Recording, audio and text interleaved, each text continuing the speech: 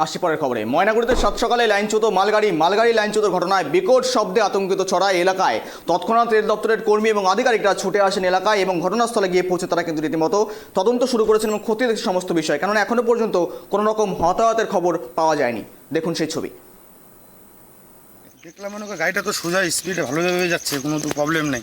খালি দিকে গাড়ি তলের থেকে খালি আওয়াজ পাওয়া যাচ্ছিল, ঘাটাস ঘাটাস ঘাটাস ঘাটাস এরকম আওয়াজ পাওয়া যাচ্ছিল।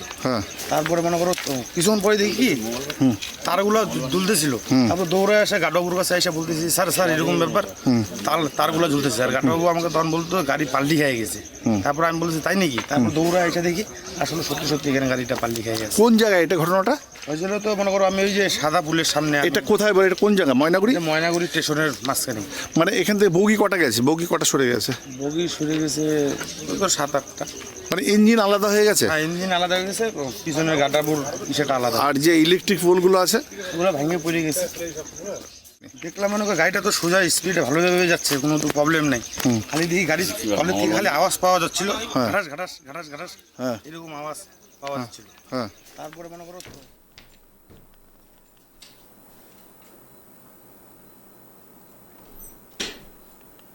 যে ছবি দেখাচ্ছি, ময়নাগুড়িতে ভয়াবহ সাত সকালে লাইনচ্যুত মালগাড়ির লাইনচ্যুতের ঘটনায় বিকট শব্দে সেখানে কিন্তু আতঙ্কিত ছড়ায় এলাকায়। তৎক্ষণাৎ রেল দপ্তরের কর্মী এবং আধিকারিকরা ছুটে আসেন এলাকায়, কেননা যে ছবি দেখাচ্ছি ময়নাগুড়িতে একেবারেই মালগাড়ির লাইনচ্যুত, সেখানে কিন্তু লাইনের পোলও ভেঙে পড়েছে, ইলেকট্রিক পোল ভেঙে পড়ায় কিন্তু বিপত্তি ছড়িয়েছে, যদিও এখনো পর্যন্ত কোনো রকম হতাহতের খবর পড়েনি। কিন্তু যথেষ্টই এই পরিমাণে দাঁড়িয়ে একটা আতঙ্কিত ছড়ানোর মতন ঘটনা।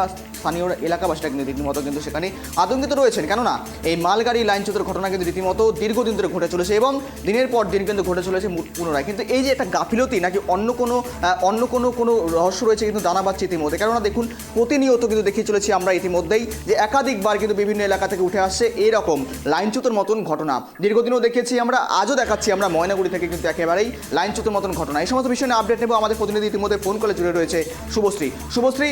আবারও লাইনচ্যুতর ঘটনা, অর্থাৎ রেলগাড়ি ইতিমধ্যে কিন্তু মালগাড়ি লাইনচ্যুত হলো, কিন্তু এখনো পর্যন্ত কোনো হতাহতের খবর নেই। কিন্তু দেখা যাচ্ছে যে ছবি যথেষ্টই ভয়াবহ দুর্ঘটনা। ইলেকট্রিক পোল খুলে পড়ে গিয়েছে এবং সেখানে কিন্তু একটা বড়সড় দুর্ঘটনার হাত থেকে রক্ষা পেয়েছে। এই মুহূর্তে দাঁড়িয়ে বিস্তারিত কি রয়েছে? যে মালগাড়িটি আসাম থেকে এনজিপি স্টেশনের দিকে যাচ্ছিল, আর ময়নাগুড়ি স্টেশনে ঢোকা মাত্রই কিন্তু এই ট্রেনটি অস্বাভাবিক বিকট আওয়াজ করে। আর মোটামুটি যেটা জানা যাচ্ছে যে 5টি বগি লাইনচ্যুত হয়ে যায়। এখনো অবধি ঘটনায় কোনো হতাহতের খবর মেলেনি, কিন্তু এর ফলে পাশের যে লাইনটা রয়েছে সেটাও কিন্তু ক্ষতিগ্রস্ত হয়েছে। এর সঙ্গে বিদ্যুতের তার, খুঁটি, এমনকি পাশের যে গার্ড দেওয়া লোহার রেলিং ছিল সেটাও কিন্তু ক্ষতিগ্রস্ত হয়েছে।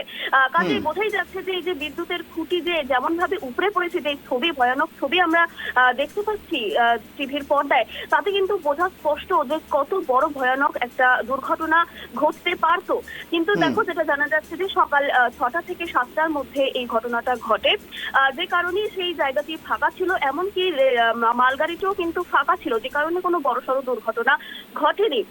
আপাতত যে দুটি লাইনে এই ক্ষতিগ্রস্ত হয়েছে সেই দুটি লাইন কিন্তু বন্ধ রয়েছে। আর ঘটনাস্থলে কিন্তু রেল পুলিশ এবং রেল আধিকারিকরা পৌঁছে গিয়েছে। ইতিমধ্যে কিন্তু যেটা জানতে পারছি আমরা যে উত্তর পূর্ব সীমান্তের যিনি ডিভিশন ম্যানেজার রয়েছেন অমরদীপ গৌতম, তিনিও কিন্তু ঘটনাস্থলে নিজে গিয়েছেন, স্বচক্ষে সেখানকার পরিস্থিতি খতিয়ে দেখছেন। কি কারণে এই ঘটনা সেটা কিন্তু জানার চেষ্টা চলছে। পাশাপাশি পরিস্থিতি যাতে স্বাভাবিক হয় দ্রুত সেই চেষ্টাও করা চলছে। কিন্তু এক্স্যাক্টলি কি কারণে এরকম দিনের পর দিন হামেশাই এরকম খবর উঠে আসছে সংবাদ মাধ্যমে, সেটা কিন্তু এখন অব্দি স্পষ্ট নয়। কার গাফিলতি, ট্রেন চালকের গাফিলতি নাকি তিনি কোনো সিগন্যাল মিস করেছেন, সেই সমস্ত কিন্তু পরবর্তী আপডেটে আমরা অবশ্যই জানতে পারবো। এখন অব্দি রেল আধিকারিকদের তরফ থেকে স্পষ্ট সরাসরি ভাবে কিন্তু কোনো বক্তব্য পাওয়া যায়নি। তারা কিন্তু এই ঘটনাটির তদন্ত চালাচ্ছে।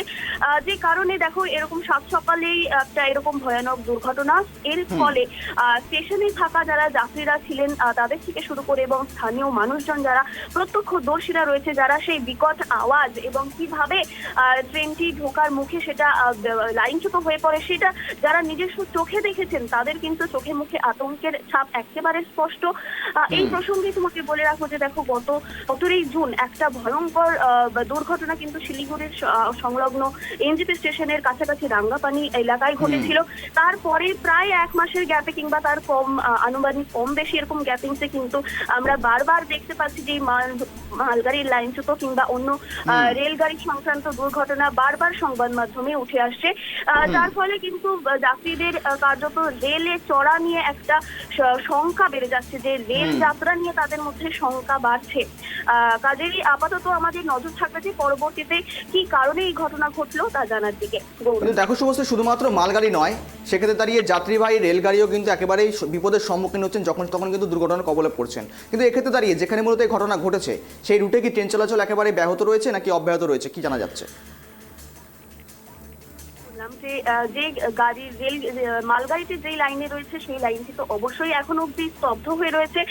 পাশাপাশি তার পাশের একটি লাইনও কিন্তু ক্ষতিগ্রস্ত হয়েছে, যেহেতু সেখানে বিদ্যুতের খুঁটি থেকে শুরু করে যে রেলিং এর কথা আমি তোমায় বললাম, ছবিতে দেখা যাচ্ছে স্পষ্টভাবে সেগুলো কিন্তু বেঁকে তেড়ে তুবড়ে রয়েছে।